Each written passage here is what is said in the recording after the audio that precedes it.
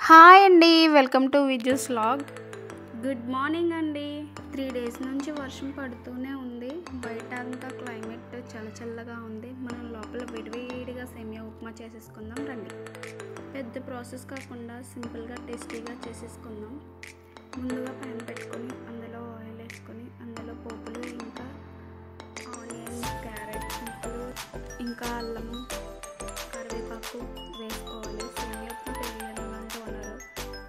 మా తమ్ముడు సేమియా ఉప్మా తినడు, వాడి కోసం రాజావ కాస్తుంది. 1 కప్ సేమియాకి ఓన్లీ 1 కప్ వాటర్ వేసుకోవాలి, లేకపోతే స్టిక్కీగా అయిపోయింది. వాటర్ వేసాం కదా, వాటర్ బాగా మరిగాక అప్పుడు సేమియా వేసుకోవాలి. సేమియా వేసినప్పుడు ఒకేసారి వేసుకోకూడదు, అతుక్కోకుండా ఉంటుంది. వేసుకుంటూ కలుపుతూ ఉండాలి. సేమియాలు వేసినాక దానిపైన ఆయిల్ వేసుకుంటే పొడిగా వచ్చింది.